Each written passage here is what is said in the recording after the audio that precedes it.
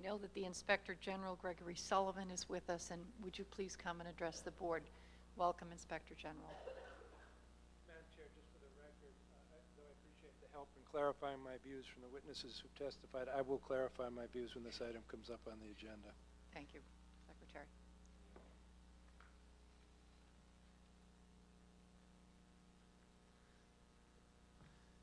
Thank you, Madam Chair, Secretary Revel, Commissioner Mitchell. For the record, my name is Greg Sullivan. I'm the State Inspector General. And as you know, I've conducted a review of the process that was used in the awarding of a contract of the charter for the Gloucester Community Arts Charter School. I consider that this matter is one that deserves further action by this board. I take cognizance of the comments that have been made by Governor Patrick and by Secretary Revel publicly following the issuance of my report. And I have a letter here today, and I'd like to make a request of you that you would refer this matter to the Department of the Attorney General for an advisory opinion on the following question.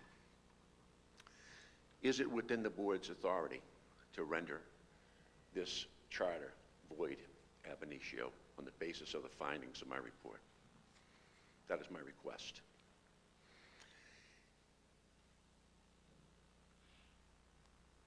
On June 8th, 2009, a legislative hearing was conducted in Gloucester by the Joint Committee on Education. At that hearing, there was a blown-up poster of the recommendation of the Charter School Office against approval of the Gloucester Community Arts Charter School. And in that poster, it stated that the Charter School Office had found that the applicant group did not meet the criteria set forth in the final application. And it listed in 3 specific categories. That poster was a subject of controversy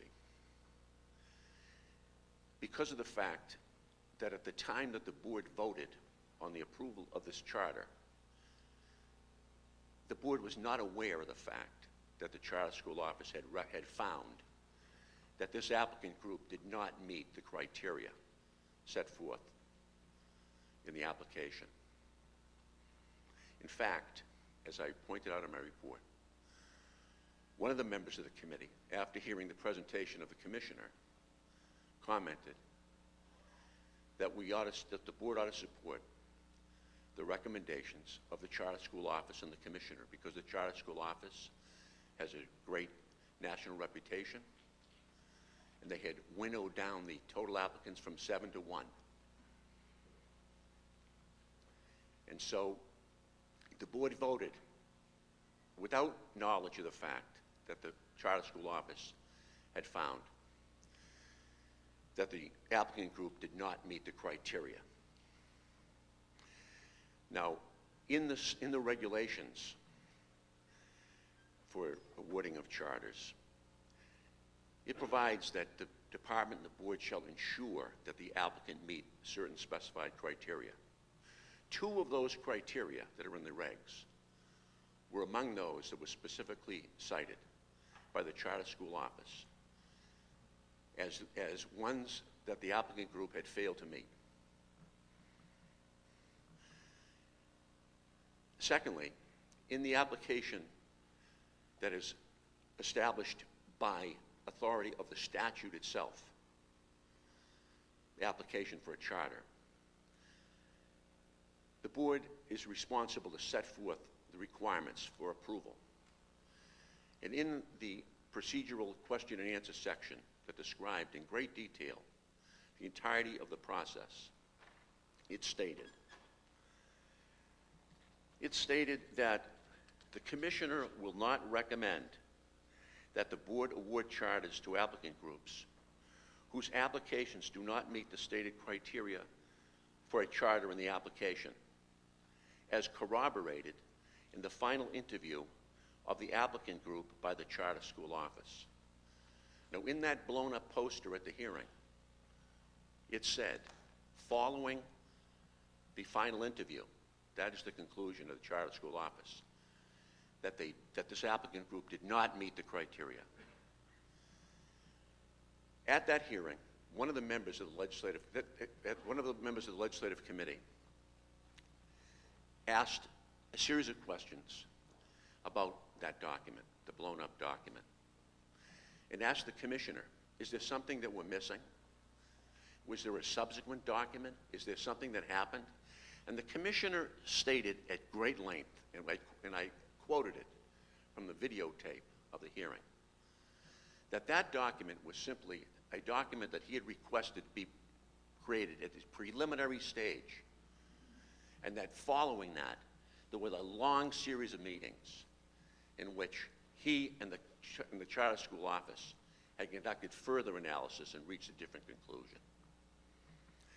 This is the same representation that the commissioner made to me and to our office investigators during his interview. In fact, he stated at my interview that the charter school office and he and the charter school office spent 3 weeks following the promulgation of that document, considering further whether or not the applicant group had met the criteria. My office did a formal investigation of this matter, forensically speaking.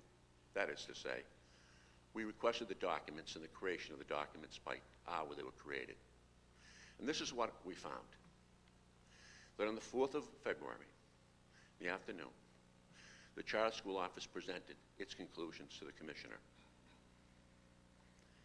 The next morning at 9:30, the commissioner flew to a conference in Arizona. That evening, around close to midnight, Secretary Revel sent an email referencing a call earlier that day. And in that email, he set forth the now well-known reasons politically why it was important that at least one charter school be approved this year by the board. And so, when I considered the fact that that had taken place, we wanted to know what happened next. In our investigation, we found a second email. It was an email sent by Secretary Revel to his chief financial officer less than 24 hours later, in which he said, I talked with Mitchell, Commissioner Chester, that is. It looks like we're going to go ahead with Gloucester. Now, that's less than 24 hours while the commissioner is in Arizona. In subsequent emails between the CFO and Associate Commissioner, Deputy Commissioner Wolfson, they begin immediately on formulating the trigger that was attached to the approval.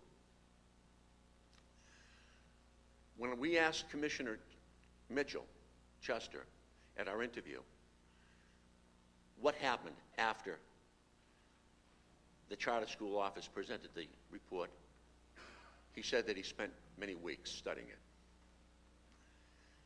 And yet, the record indicates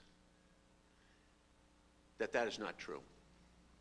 In fact, after we promulgated our report, we learned that between the time period of that meeting on the 4th and the time that Secretary Revel sent the email on the evening of the 5th, Ruth Hirsch, the new schools coordinator for the charter school office, prepared 2 documents